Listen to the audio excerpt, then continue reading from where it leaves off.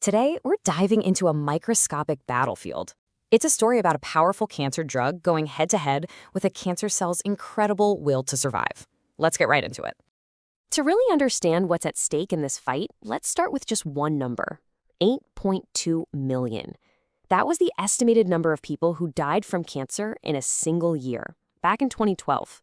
It's a staggering figure, and it just shines a spotlight on the urgent need for better treatments. So what is cancer, really? At its absolute core, it's a disease of runaway cell division.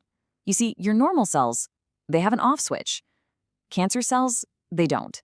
They just keep growing and growing, completely out of control. And that simple fact is the key to understanding how we even begin to fight it. All right, here's our roadmap. We're going to start with the big picture: cancer as a global problem.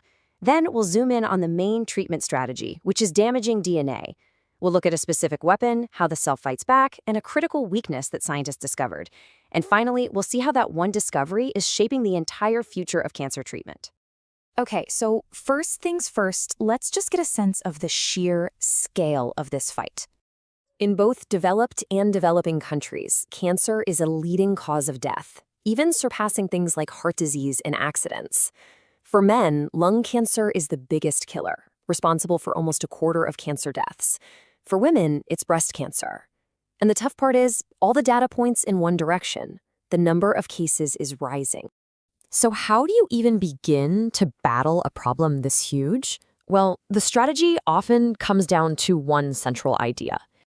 We have a few main tools in the arsenal. There's surgery, of course, for removing tumors, and then you have two treatments that attack the cells directly: radiotherapy and chemotherapy. We're going to focus on those last two. You see, both radiotherapy and chemotherapy share the same basic strategy. They attack the cancer cell's master blueprint, its DNA. The whole point is to damage that DNA so badly that the cell just can't divide anymore. And because cancer cells are dividing like crazy, they are way more vulnerable to this kind of assault than most of our healthy cells are. Now, let's zoom in from that general strategy to a very specific and very powerful class of chemotherapy drugs. Meet the heavy artillery, platinum-based drugs. Cisplatin is one of the most famous. For decades, it's been a frontline treatment for all sorts of cancers, and it has one single mission: find the DNA inside a cancer cell and lock onto it. This shows you exactly how it works. Think of DNA like a zipper. First, you've got your normal, healthy DNA strand. Then, the platinum drug molecule comes in. It forms a super strong chemical bond, latching on and physically kinking the DNA strand.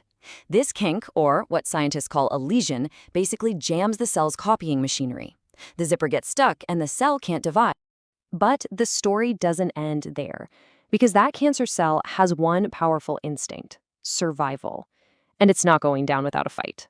So even when the drug successfully damages the DNA, the cell scrambles its own defense systems. This is the very basis of drug resistance. The cell senses that its blueprint is broken, and it immediately sends in a repair crew to fix the problem. And this repair crew has a name: nucleotide excision repair, or just NER for short. Think of it as the cell's master toolkit for fixing bulky DNA damage, whether that damage comes from UV rays from the sun, or, in this case, a platinum drug. This system is the #1 reason why these drugs sometimes fail. The process is actually incredibly elegant. First, a team of proteins spots the damage. Then, other proteins unwind the DNA around that kink. A pair of molecular scissors comes in and snips out the entire damaged piece. Another protein fills in the gap with the correct DNA code, and finally, a bit of molecular glue seals the strand back up. Just like that, the damage is gone and the cell is free to start dividing again. So this brings us to a really fascinating medical mystery. If this repair system is so good, why do platinum drugs work so spectacularly well against one specific type of cancer? When you use platinum drugs like cisplatin to treat testicular cancer, the success rate is over 90%. I mean, it is one of the greatest success stories in all of modern medicine. But for other cancers, the success rate is dramatically lower. And that is the million-dollar question researchers were asking for decades. What is it about testicular cancer that makes it so uniquely vulnerable? The answer, it turns out, lies in its own defense system. And here it is, the big aha moment. Research revealed that testicular cancer cells are, well, they're just not very good at fixing DNA damage. Their NER repair crew is fundamentally weaker than in other cancer cells. They simply can't fix the damage that the platinum drugs dish out, and so the cells die. And the specific weakness comes down to this. These cancer cells just have lower levels of key repair proteins. Without enough of these essential tools in their toolkit, the cell's repair crew can't do its job properly. The drug's assault simply becomes overwhelming. Now, this discovery didn't just answer an old question. It was like a huge signpost, pointing the way toward a completely new strategy for fighting cancer. The new strategy is brilliant in its simplicity. If testicular cancer is so treatable because its repair system is naturally weak, well, what if we could artificially weaken the repair systems in other, more resistant cancers? What if we could disable the cell's defenses before we attack?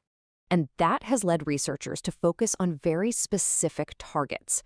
They're developing new drugs designed to block the key players in that NER pathway, the molecular scissors and the damage detectors.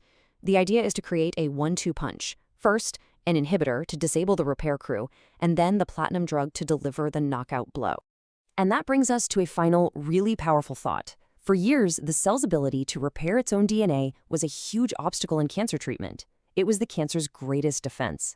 But by understanding it, we may be on the verge of turning that strength into a fatal flaw. The future of chemotherapy may not be about a stronger weapon, but a smarter one that knows exactly how to disarm its enemy.